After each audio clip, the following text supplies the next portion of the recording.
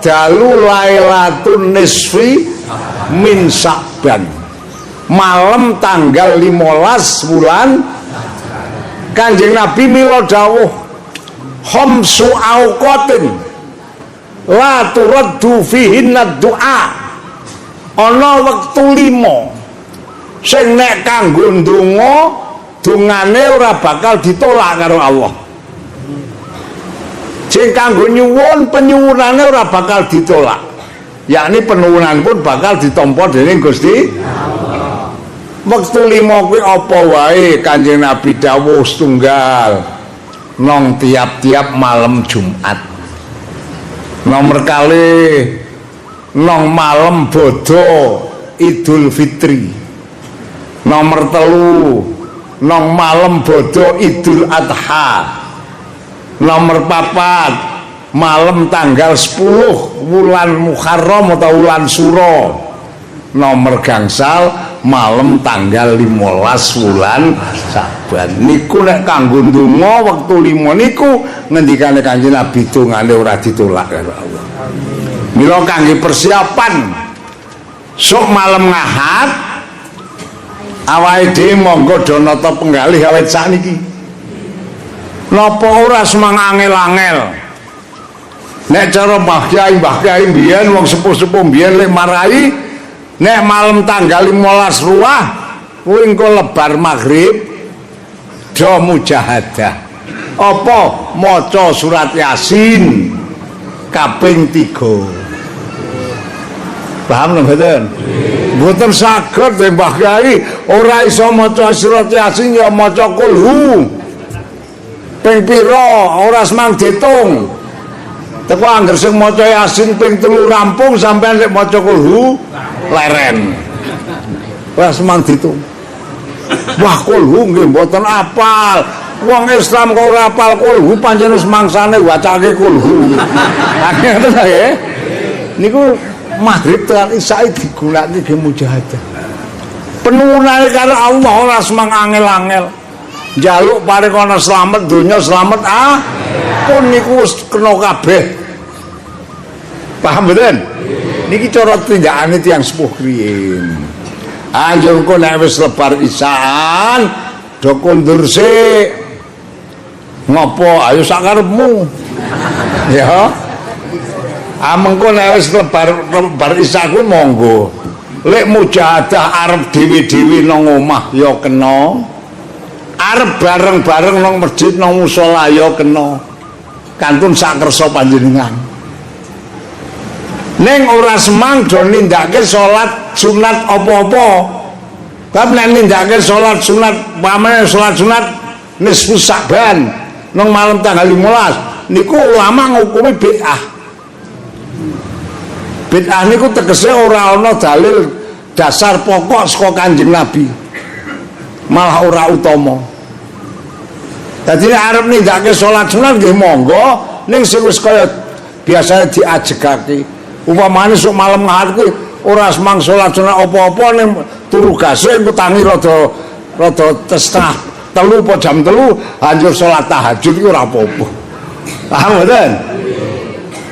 Sebab ngeten ana hadis sing kula tingali Kanjeng Nabi dawuh nang suwiji wektu malaikat Jibril rawuh nang ngersane Kanjeng Nabi. Ngendika Kanjeng Nabi, monggo panjenengan kula aturi wungu anggenipun sari. Perlu nindakaken mujahadah dhateng Allah. Awit dalu menika Gusti Allah mbuka pinten-pinten lawang rahmat lan nurunaken pinten-pinten rahmat. Kanjeng Nabi matur dalu menika dalu menapa to malaikat Jibril.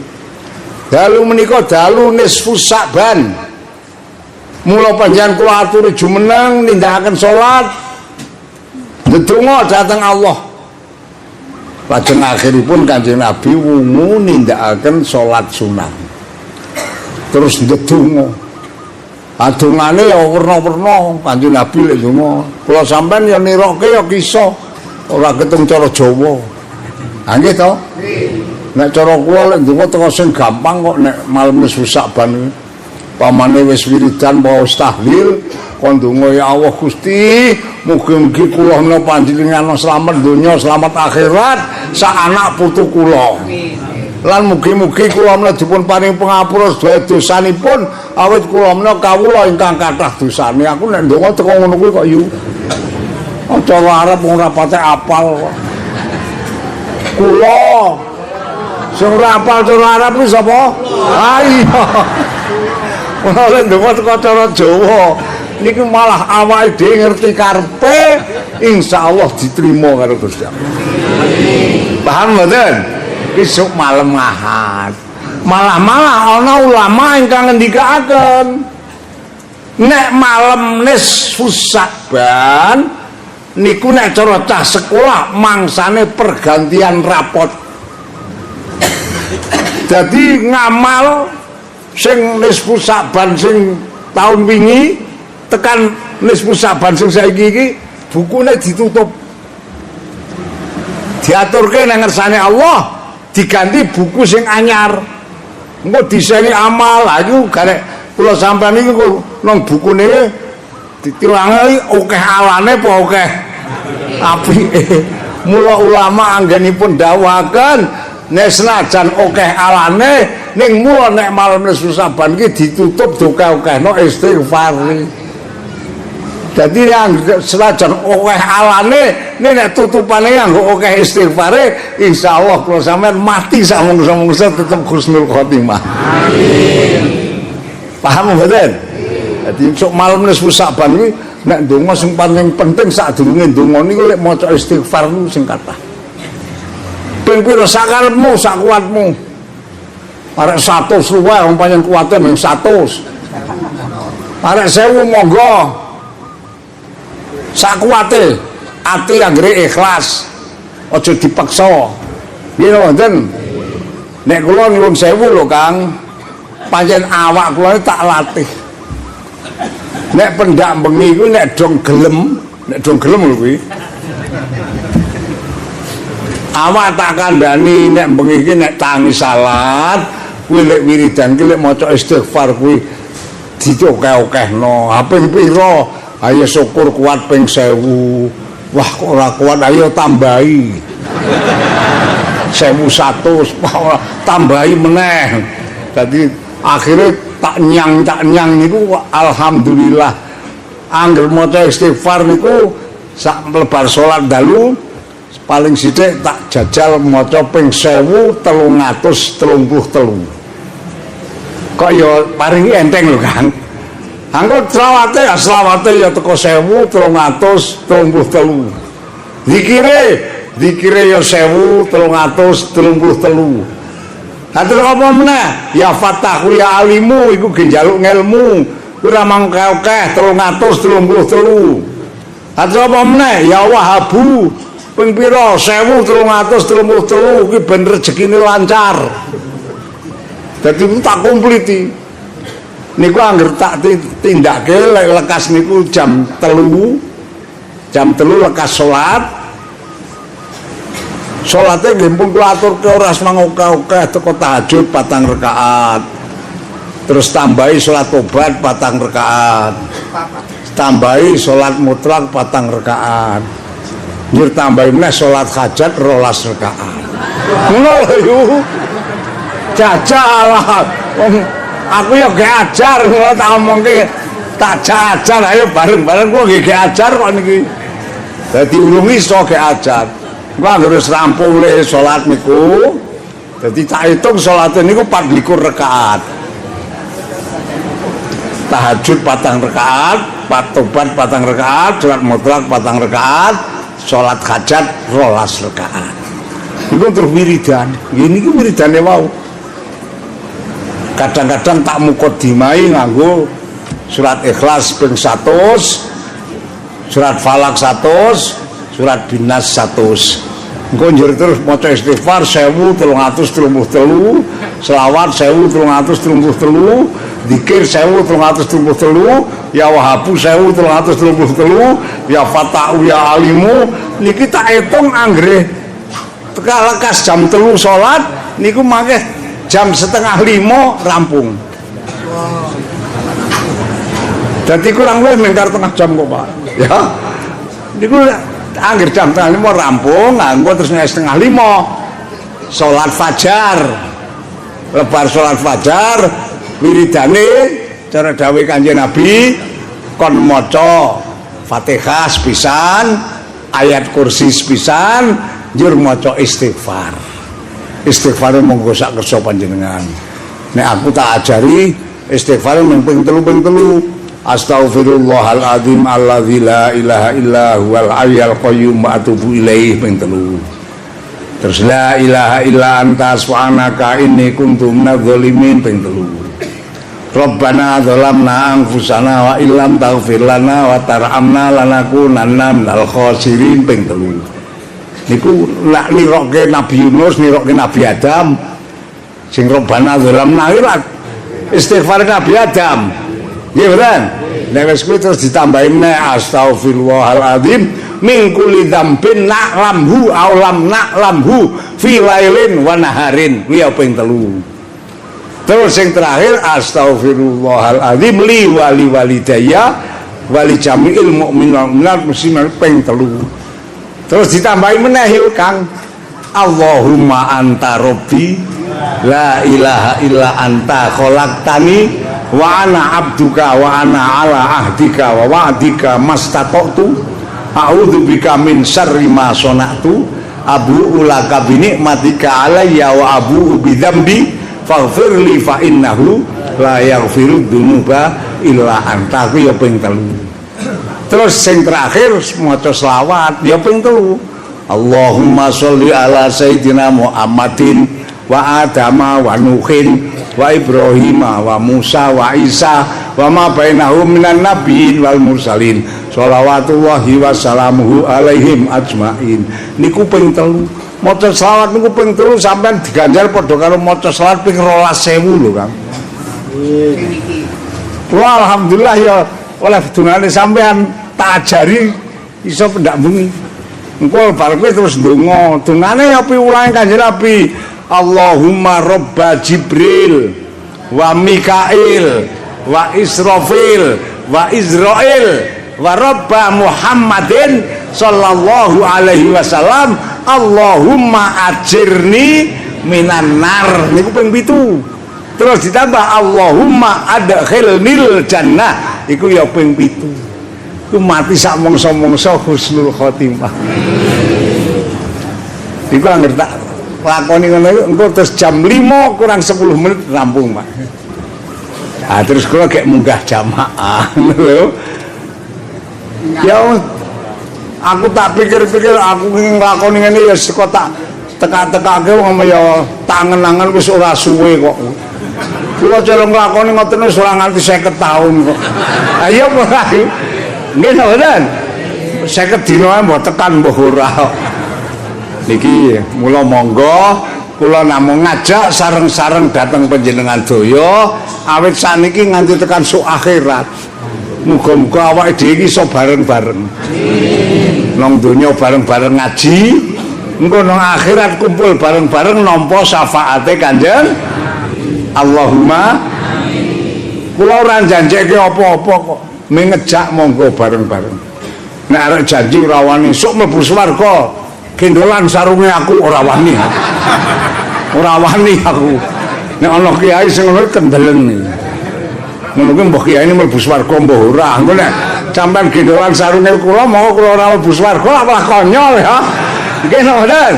Kula namung ngajak monggo awake dhewe urip niki bareng-bareng adang-adang ridane Gusti kanthi maca-maca kalimahe Gusti sing wis dipulangke dening Kanjeng.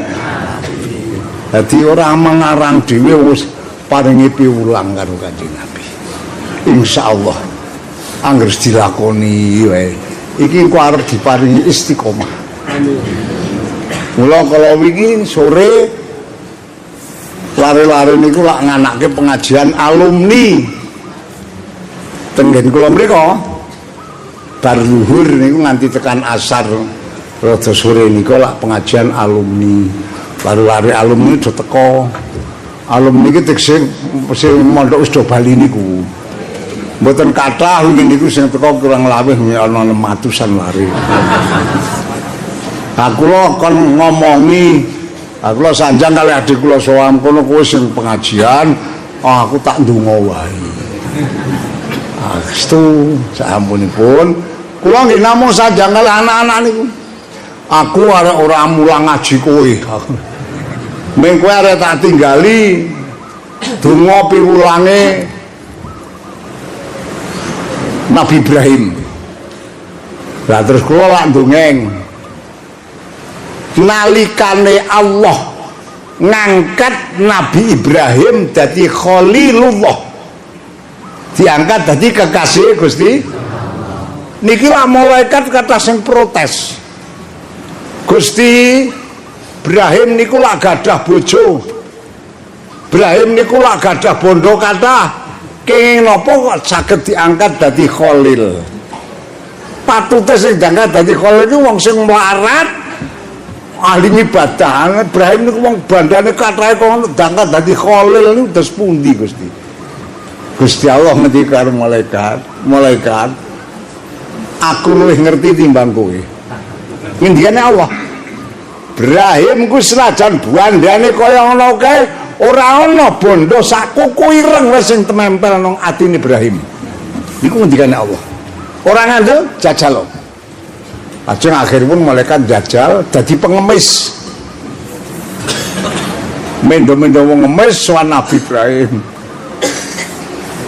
Assalamualaikum Nabi Ibrahim kula tiyang mboten gadah badhe nyuwun sak paring-paring wedhus gering nggih purun sapi gering nggih purun niku sapine niku ewon gadane Nabi Ibrahim niku nang lapangan wedhuse nggih ewon Nabi Ibrahim lek ngendika pripun Kang aja njaluk sapi gering aja njaluk wedhus gering ora duwe kowe nek gelem maca tasbih subuhun qudusun rabbuna rabbul malaikati waruh wis sepisan kae wedhus sapi nang lapangan ke tak weke kowe seprapat muni ngono malaikat maca subuhun wis kae wedhus karo sapi seprapat wek kowe nek kowe gelem nambahi meneh tak tambahi seprapat meneh malaikat maca meneh subuhun wis kae wedhus kae sing separuh wis wek kowe sapi separuh wek kowe nek gelem maca meneh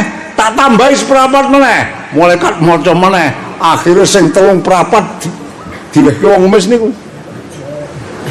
nek gelem maca sepisan kas kabeh tak wehke kowe akhire malaikat niku lek maca tasbih ping 4 subuhun kudusun rabbuna rabbul malaikati waruh terus Nabi Ibrahim wis kae wedhus sapi nang lapangan wek kowe kabeh Kang malaikat bingung akhirnya matur Nabi Ibrahim monggo niki kula aturke wangsul ora iso aku ora watake wong wis weweh kok tak jaluk bali kula niki malaikat salahe malaikat kok semang ngemis malaikat lah dadi bingung iki arek adeleke ngendi kudus karo sapi wong ora ndek omah matur karo Gusti Allah pripun Gusti mulane mulo aku lak wis ngomong Ibrahim ku sugih ning ora ana bondo sing tempel nang ati iki lajeng terus pundi wong kula bangsulke mboten purun wis kono teko didumke wong-wong kowe niku selawat niku namine apa tasbih niku namine tasbih malaikat subuhun kudusun rabbuna rabbul malaikati waruh niku nek sampean gelem ngajegake maca tasbih niku sithik-sithike pendak lebar salat ping 4 sampean arep diparingi rezeki kaya udan sing temurun ngandel ya mati ora ngandel ya mati paham ta mboten aku ora kok umuk ora kok pamer kula niki tak lakoni maca tasbih subuhun kudusun rabbuna rabbul malaikati waruh niku pendak bengi kula maca ping 100 kok Kang alhamdulillah tak syukuri kula niki tekan sebenarnya mbok sepeda ora ndek utang kok Kang tenan kok estu niku ayo sapa sing tak utangi aku Mboten wonten kula niki alhamdulillah niki termasuk berkah le maca tasbih. Ya mula monggo awake dhewe wong ya butuh donya kok. Wong urip nang donya kok. Nggih napa mboten? Dadi urip nang donya ki ya butuh donya gawe sangu niki. Ha niki dungane antawisipun kula sampeyan nek kepengin diparingi rezeki sing ora ana pedote nderek ngendikanipun Nabi Ibrahim kon ngajegake maca tasbih niki wau subuhun qudusun rabbuna rabbul malaikati wa muga-muga Gusti Allah ngijabahi awake dhewe diparingi lancar rezekine ben bisa istiqomah len ibadah. Kok nek potongan kula lho niku nek sampean nombah kula niki nek muni lesu dasar ora ndek dhuwit rada masuk angin ngono ku nek kon salat ya rada aku Kang sapa leres lho mboten nek muni wetenge wareg dasar ndek dhuwit awake waras ki mesti jak ngaji rada leres mboten dadi kita nyuwun karo Allah muga-muga dadi lantarane awake dhewe nindakake ibadah bisa istiqomah. Allahumma pun niki mawon lan insyaallah pengajian Selasa niki jeh ping pindho. Sok Selasa jeh ngaji njur Selasa ingkang buri katamanipun. Muga-muga kabeh paring panjang umur sing barokah bisa kita tanjakaken kanggo tambah-tambah golek ridane Gusti Allah sing arep gesangu sowan ngersane Gusti Allahumma. Mila kita umat Islam dianjurke mengeti Isra Mi'raj menika hikmahipun napa? Awit peristiwa Isra Mi'raj menika peristiwa ingkang sangat-sangat agung.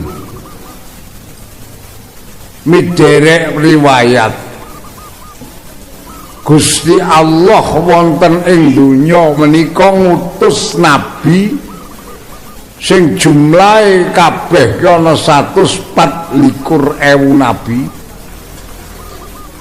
sing diangkat dadi rasul ana 313 niki sedaya nabi 124.000 menika ingkang katindakaken Isra lan Mi'raj namung Kanjeng Nabi Muhammad piyambak. Sanesipun mboten wonten. Niku kabeh mau sangka kersane Allah. Lah Kanjeng Nabi ditindakake Isra Mi'raj niku apa to perlune? Allah dawuh linuriyahu min ayatina. Muhammad tak tindake Isra lan Mi'raj iki ora ana liya arep tak weruhi ayat-ayat ingsun. Lah namung nuwun sewu peristiwa Isra Mi'raj menika inggih dadi ujian. Dadi ujiane menungso. Nek menungso sing ngandel karo Isra Mi'raj Kanjeng Nabi iki saka kersane Allah dadekke wong sing iman. Ning nek sing ora ngandel karo Isra Mi'raj Kanjeng Nabi iki didadekake wong sing kufur kepara tekan wong sing musyrik. Mula Allah le dawuhna Al-Qur'an wa ma ja'alna yallati arainaka illa fitnatal linnas. Ora ndadekake ingsun maring apa sing ditingali Muhammad nang Isra Mi'raj iku nek ora bejo-bejo dadi fitnahe menungso.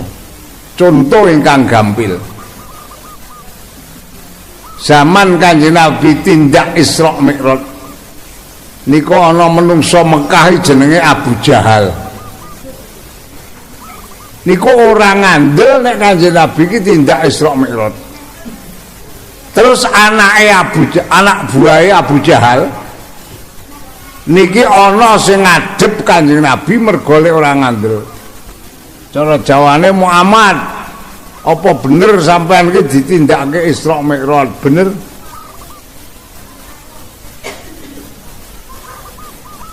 Ale Isra iku saka ngendi tekan ngendi? Isra saka Masjidil Haram Mekah tekan Masjidil Aqsa Palestina. Mi'raj saka Masjidil Aqsa Palestina tekan langit sapitu, tekan Mustawa, tekan Sidratil Muntaha, tekan papan-papan. Ndak iya Muhammad, kowe ngandel terserah ora terserah.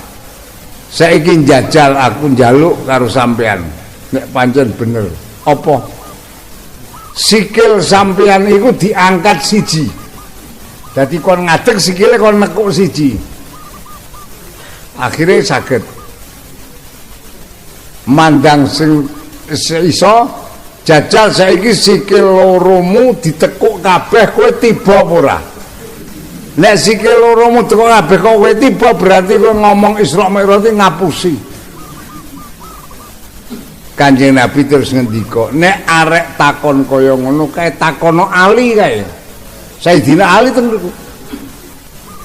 Terus nyedhaki Sayyidina Ali takon, Sayyidina Ali, napa sampean iki nek Kanjeng Nabi Isra Mi'raj ngandel apa ora? Ngandel. Ane aku kok ora. Sebabe ajajal takon ngangkat sikil lorone Muhammad nyatane ora gelem berarti ora iso munggah. Niki karo Sayyidina Ali langsung dibabat pedang gulune. Karo Kanjeng Nabi didangu Ali takon-takon kowe lak ya men dijawab kok dipedang ku priye. Sayyidina Ali ngendika jawabul mu'anidi hadza.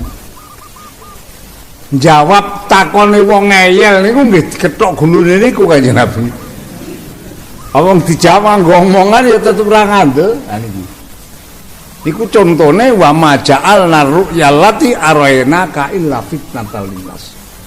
Dadi nek ora bejo-bejo wong ki diceritani Isra Mi'raj niku ndelok atine ora ngandel. Kapan atine ora ngandel berarti ilang imane. Padahal masyaallah nek dipikir cara akal niku ora iso nyandak. Krana niku saka kersane Allah.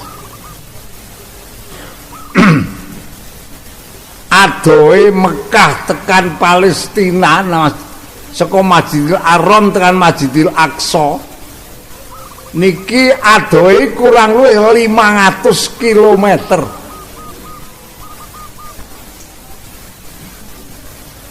Anak lek Mi'raj tambah pirang atus kilometer mboten ngertos nganti tekan munggah tekan dhuwur langit sapitu iso munggah meneh.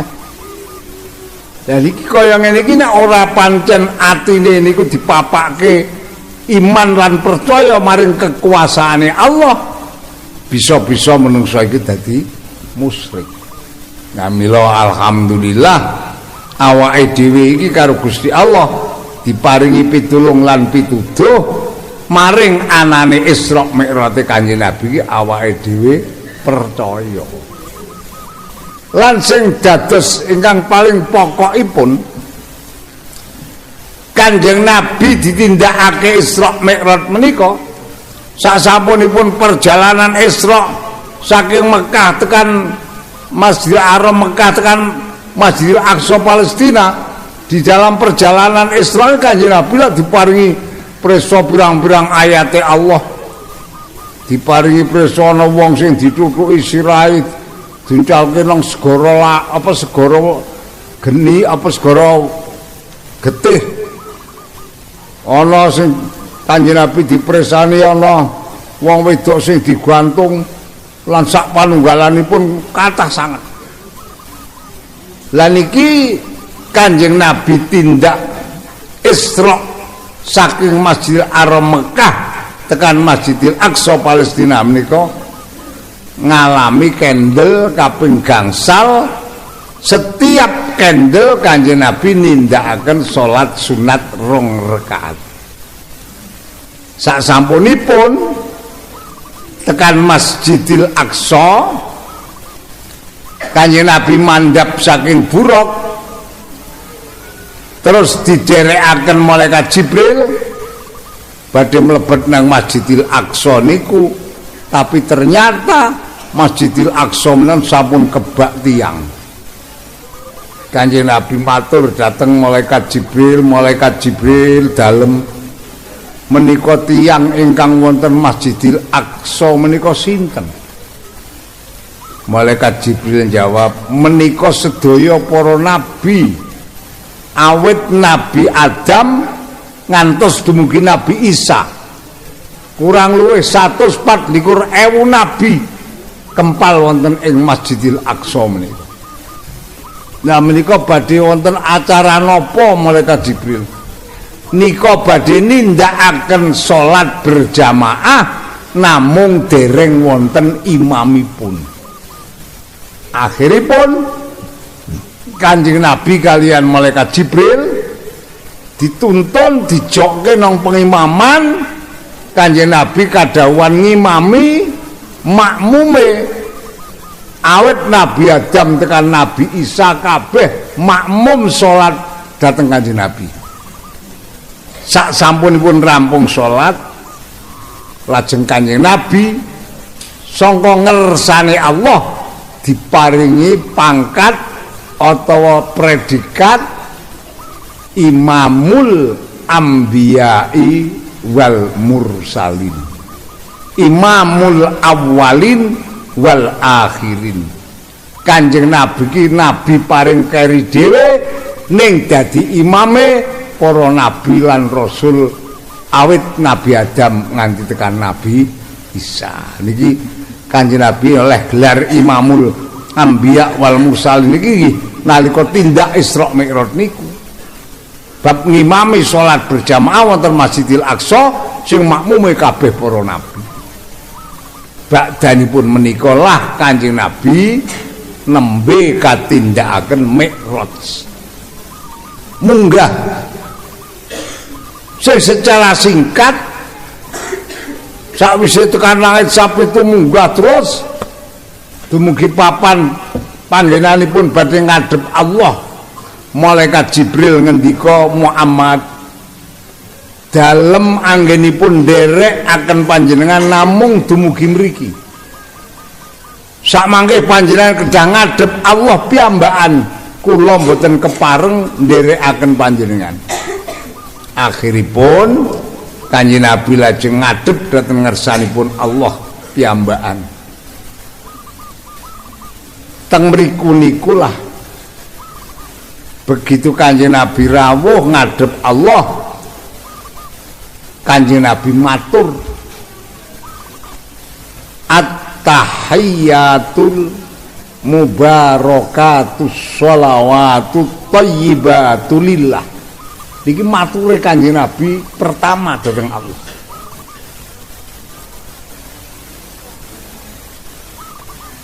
Dipun jawab dening Allah, assalamu alaika ayyuhan nabiyyu wa rahmatullahi wa barakatuh. Niki jawabanipun Allah dateng pematuripun Kanjeng Nabi. Sehingga sasampun matur ngaten, lajeng Allah ndawuhi Kanjeng Nabi, Muhammad, sliramu tak undang rene iki ora ana liya. Sliramu sak umatmu ingsun perintah nglakoni salat sedina sewengi 50 wektu. Wekdal niku Kanjeng Nabi pun didhawuhi salat 50 wektu sedina sewengi dipun tampi. Nggih, sendika dalem Gusti insyaallah badhe kita tindakaken. Sak sampunipun Kanjeng Nabi mundur mandhap dumbung langit sekawan. Wonten ing langit sekawan menika pinanggihan Nabi Musa. Kalian Nabi Musa dipun maturi wonten dawuh menapa Muhammad saking ngersanipun Allah. Kanjeng Nabi jawab, kula sak umat kula kadhawuhan nglampahi salat sedinten sedalu 50 wekdal. Lajeng panjenengan kados pundi Muhammad? Inggih kula tampi Nabi Musa awit menadhaipun Allah. Sabadanipun lajeng Nabi Musa ngendika, nuwun sewu Muhammad, kula aturi saran, umat kula tiang Bani Israel niku tiange gagah-gagah, gede-gede, roso-roso. Niku kula perdi-perdi salat sedina sewengi 50 wektu boten kiyat. Menapa malih umat panjenengan sing umate cilik-cilik, ringkih-ringkih, mbok menawi mboten badhe bakal kiyat. Mila monggo saderengipun pun tetepaken panjenengan kula aturi ngadhep sowan Allah nyuwun dipun sudha. Akhiripun Kanjeng Nabi matur Allah, Gusti 50 aurat Gusti nyuwun dipun sudha. Ya wis tak sudha 5 Muhammad 45. Mudhun matur Nabi Musa dawuh malih matur nyuwun sudha malih niku munggah medun niku nganti lek njaluk usulan supaya salat niku disudha Kanjeng Nabi ngantos kaping 9. Setiap sak usulan disudha 5 wektu. Nganti ping 9. Tekan akhire awale 50 niku nganti tekan akhire menggarek dadi 5 wektu. Niki sinaring konsultasi kalian Nabi Musa. Kersane Nabi Musa, Muhammad monggo kula aturi nyuwun dipun sudha malih. Kersane Nabi Musa iki 5 wektu kon njaluk sudha maneh. Tapi Kanjeng Nabi sampun boten kersa.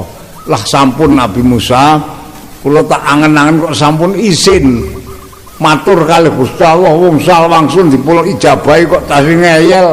Pun 5 wektu niki kula tampi mangke badhe kula wucalaken dhateng umat kula. Dene ingkang kiyat nggih pancen tiyang kang pikantuk pitedah pitulunge Allah. Nek sing pancen ora kuat ya wis pancen potongan bangsat.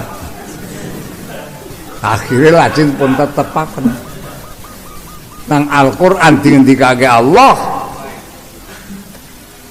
innas sholata kanat alal mu'minina kitabam mauquta. Iki amun pun tetepaken. Mila kula panjenengan sedaya sak mangke salat 5 wektu menawa monggo bareng-bareng do direksa sebab napa pokok-pokoke ibadah tiyang Islam menika inggih salat 5 wektu. Arep ibadah apa liyane sing luwih apik nek salate ora dilakoni tetep ibadah sanes ora bakal ditampa. Pokok-pokoke ibadah menika napa? Salat.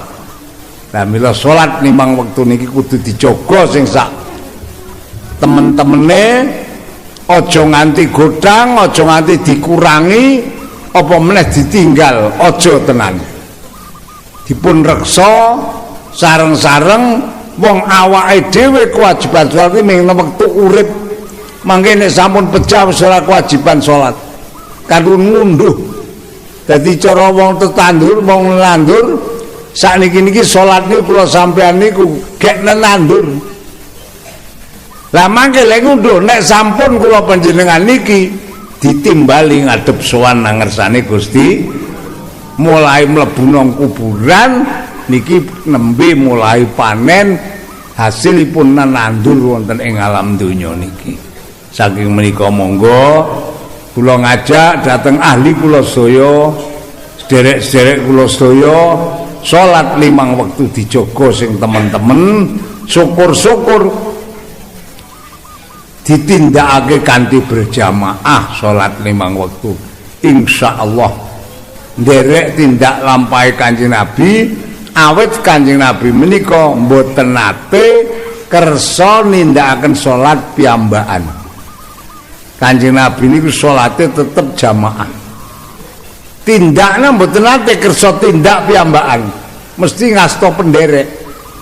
Sebab apa? Mbok menawa mengko nang tengah-tengah perjalanan ketanggrok wektu salat iki le nindakake salat nek nganggo penderek tetep iso berjamaah. Nikulah pengati-atine Kanjeng Nabi anggenipun ngreksa salat gangsal wekdal kanthi berjamaah.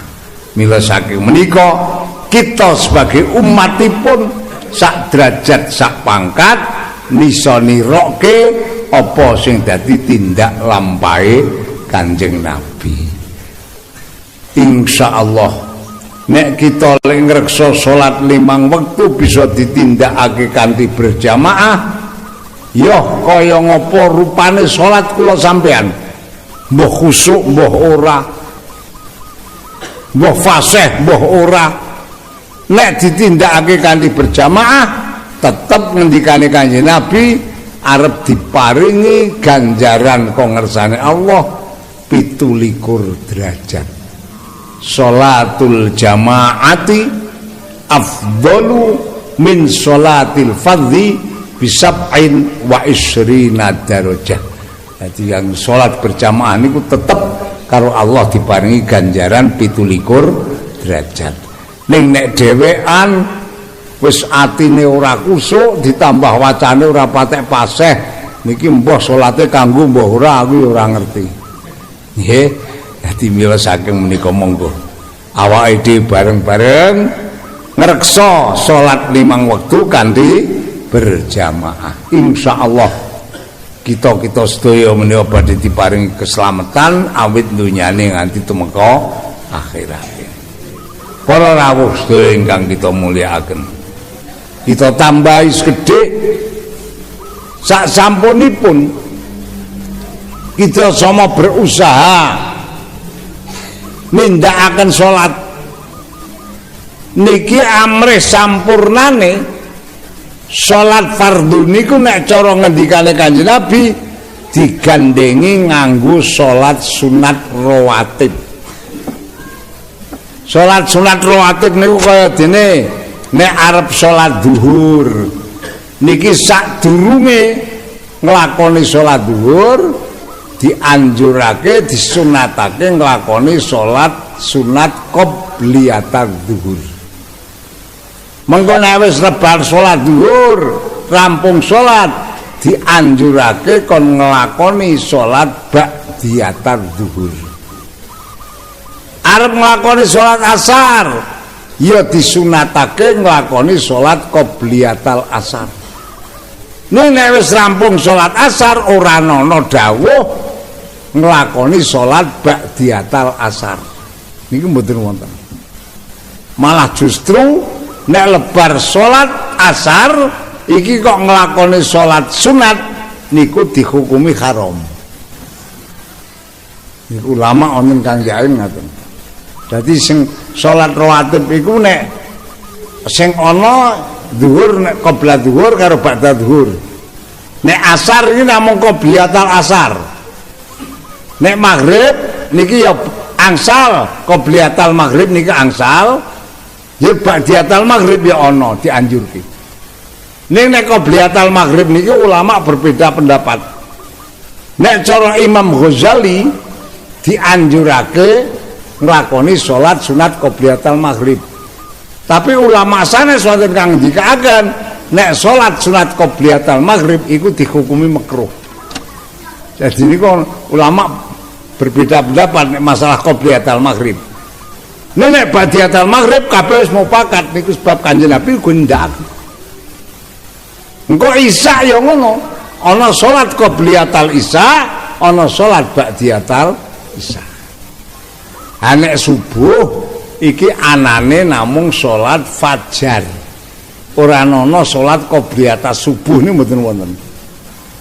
Dadi umpamane wis adzan iki sampeyan nek arep salat ora salat sunat qobliyatus subuh tetep usoli sunatal fajri, dadi salat fajar. Nek wis lebar salat subuh iki ora ana salat sunat. Mboten diparengaken salat sunat ba'diyatus subuh ora kena. Haram. Nek wis sampung salat subuh iki engko kenane nglakoni salat sunat, nek sengenge wis mlethek wis rada munggah, ha iki kenane nglakoni salat duha. Paham lho mboten? Ha iki kudu ditelateni supaya iso sampurna ibadah kula panjenengan daya fardune ya dijaga cagaki nganggo rawatib qobliyah lan ba'diyah sing didhawuhake dening Kanjeng sehingga nek diitung-itung qobliyatul zuhur 2 rakaat ba'diyah 2 rakaat 4 qobliyatul asar 2 rakaat 6 ba'diyatul maghrib 2 rakaat dadine 8 qobliyatul isya 2 rakaat 10 ba'diyatul isya 2 rakaat dadi 12 niki Kanjeng Nabi le ngendikake sapa wonge bisa nglakoni salat sunat rawatib 12 rakaat mongko wong iku mati sak mangsa-mangsa karo Gusti Allah arep dipapakake nang swargane Allah niki antawisipun dadi mula monggo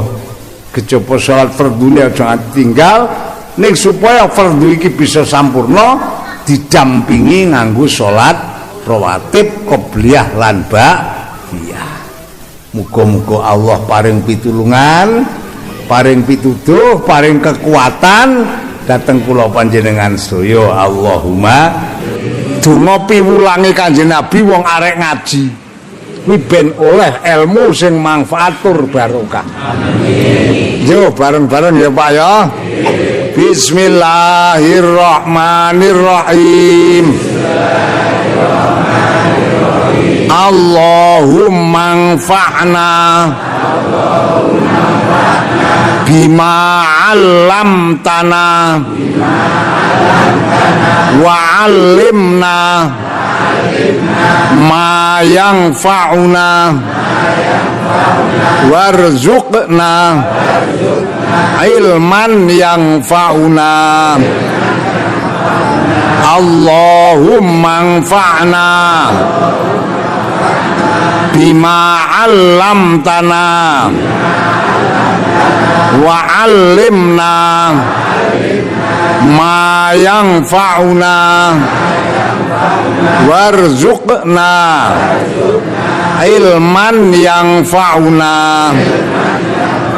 Allahumma anfa'na bima 'allamtana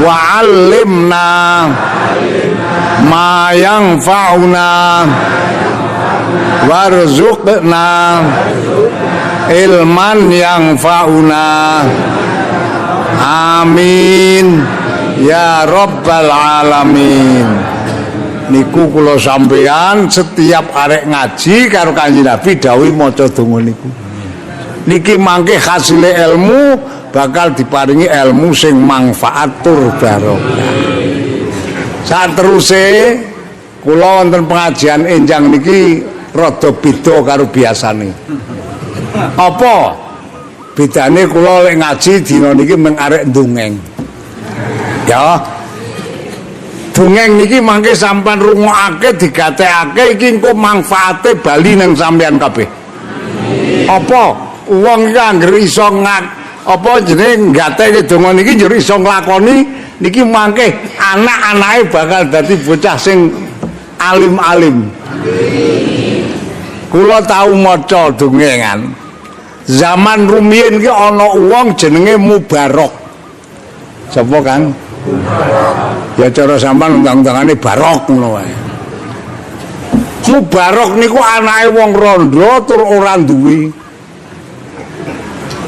tekan akhire mandang cara kene lek sekolah wis tamat SD iki ora iso neruske ngragati sekolah dheweke terus pamit karo mbokne mbok aku tak golek gawean tak nyambut gawe ya wis kono nek arek nyambut gawe wong pancen mbokne ora iso ngragati lek sekolah iki nyambut gawe apa wong ora dibakat apa-apa akhirnya tawa-tawa golek gawean ayo anggere ditakoni aku iso apa mboten saged napa-napa anjir kowe tak alap apane niku saben-saben wong ditawani arek meloni nyambut gawe niku ora ana sing gelem nampa mergo lek ora duwe bakat apa-apa Wah, Masya Allah. Akhirnya teko nanggon wong sugih naminipun Pak Nuh bin Maryam.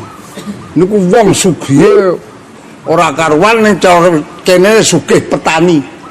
Gambakipun gadah kebon delima niku ambane ora kurang saka 5 hektar. Kebon delima. Akhire mara teng mriku ndara kula seang-seang sowan badhe matur ngapa nang badhe nderek nyambut damel wonten ngarsa panjenengan apa kinten-kinten pikantuk.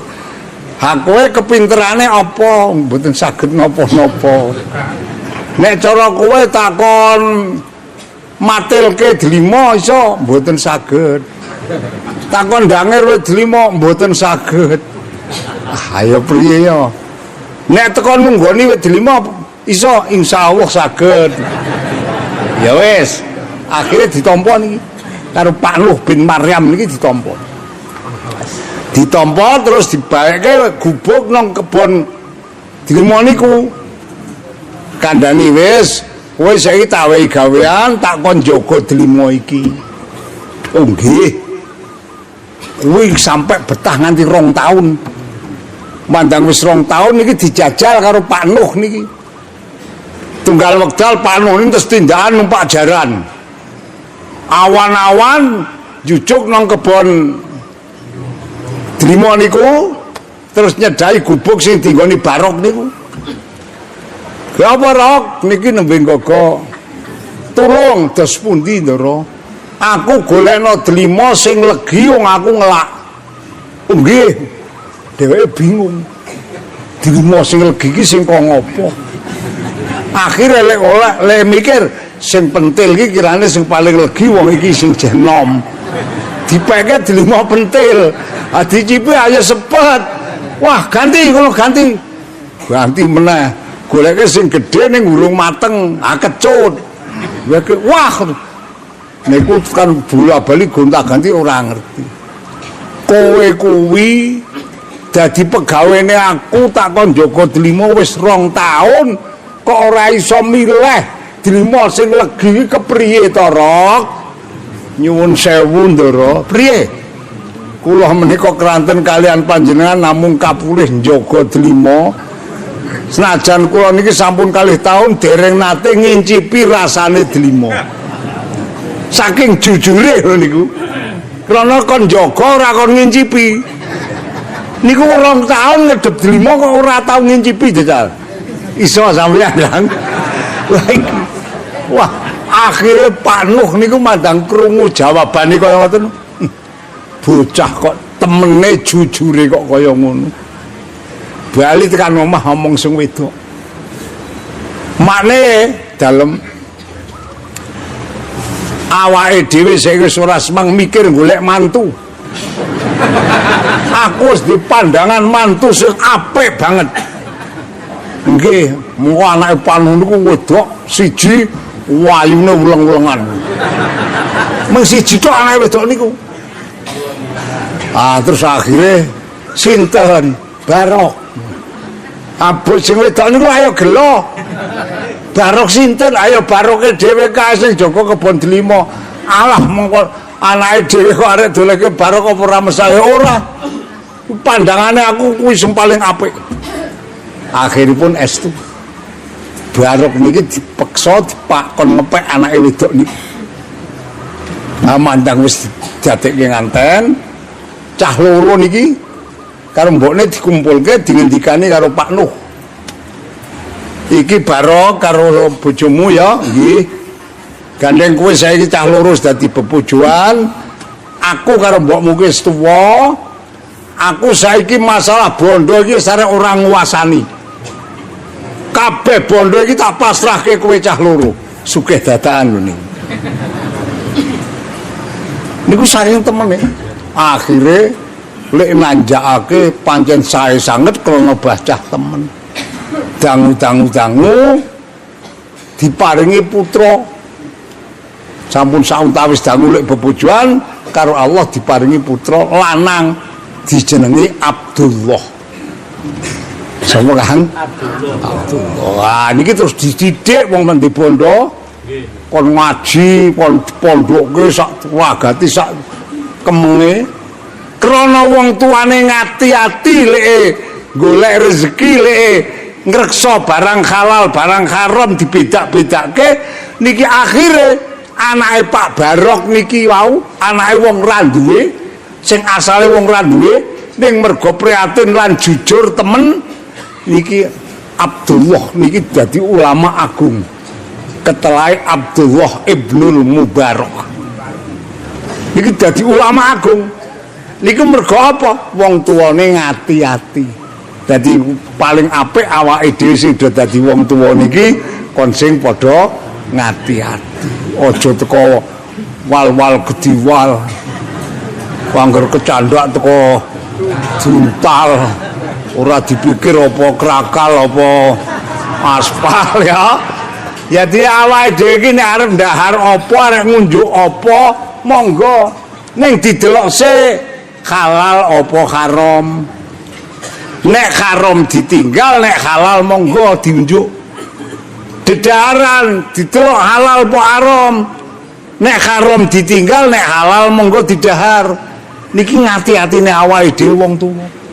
Dadi wong tuwa iki nek iso ngati-ati ngoten niki mangke pikantuk berkah Allah. Kaya contohnya Pak Barok nih duwe anak lanang siji dijenengi Abdullah ngok ketelahe Abdullah Ibnul Mubarak niku ulama agung niku ngantos nate setunggal wekdal Pak Barok niki nindakake ibadah haji wekdal tawaf niku kok dipun panggihi Kanjeng Nabi to. Ora turu niku wong gak tawaf kok. Panggih Kanjeng Nabi dipun ngendikani Barok dalem kowe engko nek bali salamku tekakno Bahrom Al-Majusi. Iki Kanjeng Nabi ngendika. Bahrom niku tiyang Irak tur agamane Kristen. Cina niku. Ah kok Kanjeng Nabi kok kirim salam liwat Barok niki wau. Engko nek kowe bali tekan omah, salamku tekano Bahrom Al-Majusi. Niki saking ampuhe Abdullah bin Mubarak niki nganti tawaf niku ditemoni Kanjeng Nabi langsung. Sinareng wangsul dipadosi. Bahrom ki sapa ya kok Kanjeng Nabi kok kirim salam. Pun padosi kepanggih jebulane niku wong Kristen. Tur Cina niku. Kok yo aneh yo Kanjeng Nabi kok kirim salam karo Cina tur Kristen. Akhirnya ya wong krana Kanjeng Nabi sing dawuh, Pak Barok ora wani ingkar. Tekan kono terus cerita, Pak Barom dalem ngenalke aku jenenge Mubarak, Abdullah bin Mubarak. Sampeyan apa sing jenenge Bahrom Al-Majusi inggih? Wonten dawuh napa? Ngeten Pak Majusi, Pak Bahrom, kula niki kala mben nindakake ibadah haji. Lah pas kula tawaf niku dipanggihi Kanjeng Nabi. Kanjeng Nabi ngendika kalian kula, Abdullah, kowe mengko nek bali salamku tekano Bahrom Al-Majusi. Iki saiki tak tekake Pak Bahrom salame Kanjeng Nabi nang sampean. Niku saknalika Bahrom niku nangis. Nangis. Lebar nangis niku kok teko muni, Pak Abdullah bin Mubarak, kula mulai sakniki monggo panjenengan sahadataken kula tak manjing Islam. Iku termasuk anugerahane Gusti Allah ya Kang. Niki saking istimewane Pak Barok niku Cina ae lumantar ketemu Kanjeng Nabi kirimi salam saknalika mlebu Islam. Nah mula kula panjenengan daya monggo bareng-bareng dadi wong tuwa iki kon sing padha ngati-ati oleh maringi pangan utawa dedaharan maring anak putu. Diusahakno pangan-pangan sing diparingke nang anak putu kula sampean kabeh iku ikhtiarno pangan lan umben-umben sing cetha halal. Insyaallah mangke anak-anak putu kula panjenengan badhe diparingi dados tiyang kang kados Pak Abdullah bin Mubarak. Allahumma iki sing penting kita emut-emut gesang kita. Bab napa awake dhewe iki nek ora duwe kader, nek ora duwe penerus, wong kula sampean iki saya suwe ya ora saya rusak to. Ora saya nom. Saya suwe saya tuwa saya loyo. Mangke nek anak putu kula sampean ki ora ana sing neruske, katakanlah ora ana sing iso ngaji. Njur nek kula sampean mati ki arek nampa kiriman apa saka anak? Kira-kira nampa kiriman apa? Nek anak-anak putu kula panjenengan do dididik ngaji, paling ora do bisa maca Quran, niki insyaallah anak putu kula panjenengan niki lek arep ndongake kula sampean sakwise mati niki sedina sewengi paling sithik ping 17. Sampeyan ngandel ora? Tak udohke nggone. Pamane kula sampean duwe anak bisa ngaji, salat 5 wektune disiplin. Monggo sedina sewengi iki salat fardhu iku ana pirang rakaat, Kang? 17 rakaat toh. Saben-saben rakaat kan mesti maca Fatihah. Angger wis maca Fatihah tekan ghairil maghdubi alaihim waladdallin terus ana pundi piye? Rabbi ghfirli wali walidayya. Cara jawane priye? Ya Allah Gusti, mugi panjenengan paring pangapura dhateng dosa kula lan dosane bapak biyung kula. Dadi nek anak niku saleh bisa disiplin salat 5 wektune, kula sampean wis mati nang alam kubur tetep oleh kiriman donga saka anak ping 17 paling ora. Anggo urung nek ditambah nek malam Jumat lebar maghrib ditahlilke. Alhamdulillah. Engko lebar Jumat parane nang kuburan. Niki nek anak-anak putu kula panjenengan do bisa ngaji dadi bocah sing saleh. Mila kula ngajak dateng sederek kula sedaya monggo awake dhewe sing wis rumangsa sepuh, sing wis rumangsa tuwa. Wong ana wong wis tuwa ning ora rumangsa. Ana apa ora? Nyatane malah penyenyengan. Nek kon jamaah ra mangkat, kon ngaji ra mangkat ana tontonan jan iki jenenge wong tuwa ning ora rumangsa. Nggih napa nggih? Niki kula panjenengan sing wis tuwa lan wis rumangsa tuwa, monggo aja nganti nglalekake oleh didik putra wayahe supaya kula sampean mengko nek wis mati kuwi tetep oleh rahmate Allah, oleh kiriman sangka anak putu. Bab Kanjeng Nabi le ngendika idza mata banu Adam ing qata amaluhu illa min salasin. Nalika anak Adam kuwi mati ngamale pedhot. Kula sampeyan wis mati ngamale pedhot, ora iso salat. Nek wis mati iso salat ora, Kang? Ora iso ngaji. Nyatane sing wis do mati ora do rene kok. Nggih ngoten. Wong nek wis mati ngamale pedhot. Maca Quran ya ora teyeng. Mula ngendikane Kanjeng Nabi, anak Adam ki nek wis mati sing iso arep tekane iku mung saka 3 perkara. Apa?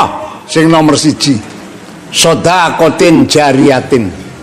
Nek biyen nalika isih urip duwe bondo seperangan bandane dititipke kanggo amal jariyah. Kaya dene bondo dititipke kanggo pembangunan masjid, dititipke kanggo pembangunan musala, dititipke kanggo pembangunan madrasah, kanggo pembangunan pondok pesantren, kanggo pembangunan dalan. Niki kula sampean mati niki mangke bakal terus lumintu ganjaran saking bondo sing kula panjenengan titipaken niki wau. Mula kula wungsul wangsul matur, kula sampean kabeh kuwi karo Gusti Allah tetep urip iki diparingi bondo. Leres napa mboten? Ming akeh sithike karo Gusti Allah ora dipadha. Terus Allah le dawuh nang Al-Qur'an nahnu narzuqukum wa iyyahum ingsun iku ngrezekeni karo kowe kabeh lan karo anak putumu kabeh ming mawon Allah niku nek paling rezeki karo kawulane ora dipadha ana sing paringi sithik jenengane wong apa nek sing juandane mung sithik iki wong apa wong miskin ya toh nek sing luwih sithik meneh jenenge apa melarat fakir ya ora ana wong sing paringi bondo akeh jenenge wong apa ngono kuwi kula sampeyan nek dikodar dadi wong melarat aja meri ya melarat sugih kuwi saka pestine Gusti pancen Gusti Allah gawe manusa kok ngono kuwi kok upama manusa karo Allah rezekine dipadha katakanlah wong urip ki kabeh sugih sampean mesti rekoso kok ngandel pura pamane tak contohke sing gampang karo Gusti Allah saben wong siji dibagi jatah sawah 5 hektar kuwi saben wong jajal sampean kok nek garap sawah ya nyambat sapa tandane sambat yo aku dhewe urung tak garap kok sawah 5 hektar paculi ijen modar kowe mestian ngandel ora kan wong wedok ya ngono yu sawah 5 hektar tanduri ijen jajal nek ora mati nang ler-leran niki upama menungso karo Allah diparingi sugih kabeh tetep rekoso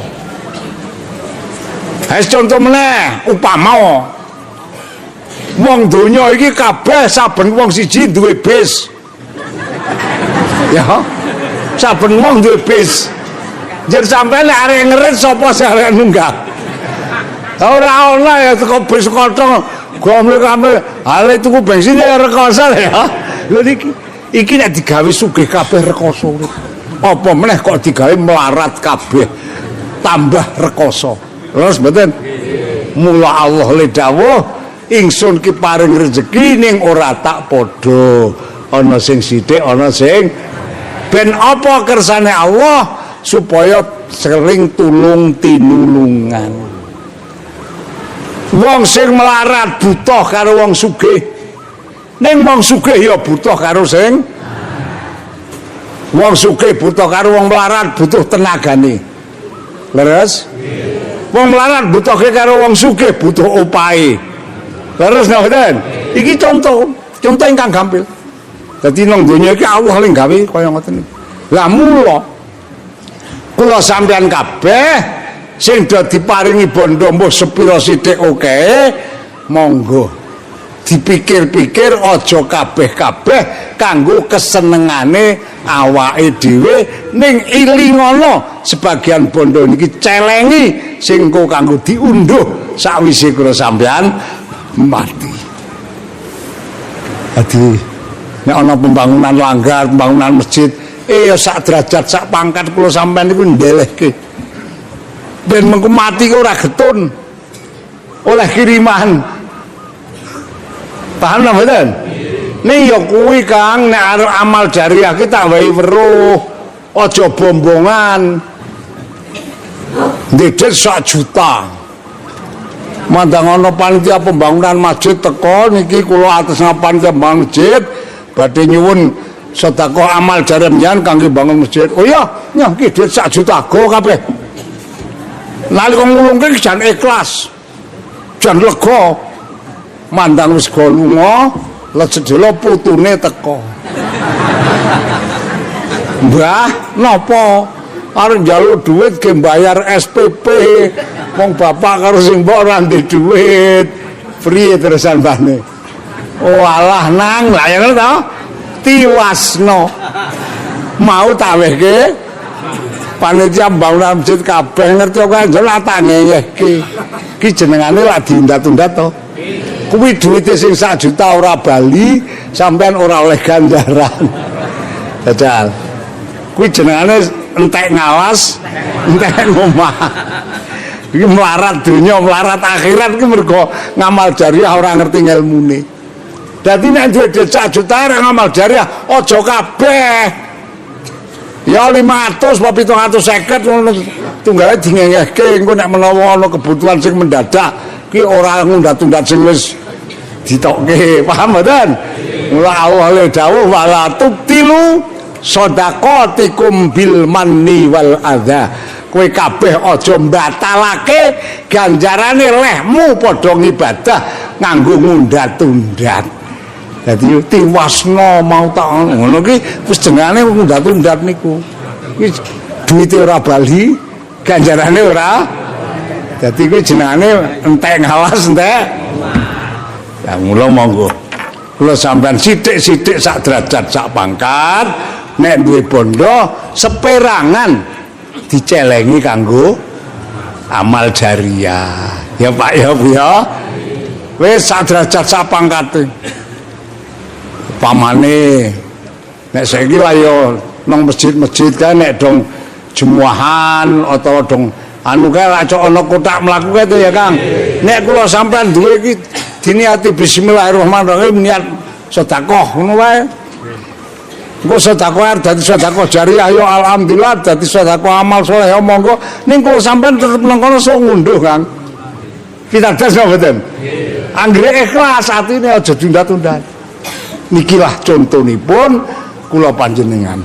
Sing nomor 2 nek anak Adam wis mati iki sing kena diarep-arep meneh au ilmin yuntafa'u bi. Atawa wong iki mau nalika urip sok mulang ngaji. Ora ketu mbah mulang Quran, mbah mulang apa. Iki engko nek niki sing diulang ngaji iki bisa. Sing mulang ki mati, njur sing diulang ngaji iki kok gelem maca ilmune luwih gelem mulangke ilmune nang wong liya. Niki sing wis mati niki terus pikantuk kiriman sing ora ana lerene niku tekane saka ilmu ingkang mang. Sing nomor 3 nek kula sampean wis mati anak Adam sing kena darep-arep awaladin sholihin yad'u lahu utawa duwe anak putu sing saleh sing gelem ndongake nyang wong tuane. Mula anak putu kula sampean do kon ngaji ora ketung do ngaji Quran ben do bisa maca Quran niku insyaallah anggere dadi bocah sing saleh. Jar kula ngalane cah saleh ki anggere bocah ki salate 5 wektu ora tau godang niku termasuk saleh. Niku lek ndongake wong tua sedina sewengi paling ora ping 17. Kula sampean sing dadi wong tua bakal untung nek gadah anak do gelem ngreksa salat 5 wektune. Allahumma amin. Pun niki mawon kula arep ora ngomongke apa-apa ndak salah. Ya. Wong sesuk pemilu to? Wis do paham to? Ayo wis. Ora semang kandhani sesuk teko undangane wis teko ya Kang ya. Sesuk teko do mangkat nang TPS. Amin. Ngoten ta nggih? Allahumma amin. Wis ngono kuwi. Hari ini selamat ya. Nggih napa nggih? Iki nek cara jaman biyen aku mesti cekel polisi kok ngeten iki. Oh nek zaman pemilu sing biyen iki anggar kurang seminggu hari tenang ora oleh kegiatan pengajian prei. Nek kula sakniki niki pancen pengajian tetep ora prei ora ana hari tenang pengajian. Sing ana ki wong ngaji kudu tenang. Leres mboten? Nek pengajian tidak ada hari tenang. Sing ana hari tenang ki pemilu. Nek pengajian ora ana hari wis teko ngaji mlaku sesuk pemilu aku ora ana urusane karo pengajian. Dadi mula sakniki tetep ngaji, paham mboten? Wong liyane ana polisi tenggen kula preken apa mboten ora wong pengajian ora ana urusane karo pemilu. Ayo, ndi undang-undange? Sing wani mreke pengajian arep pemilu mboten pantun Mbah ya Surabaya.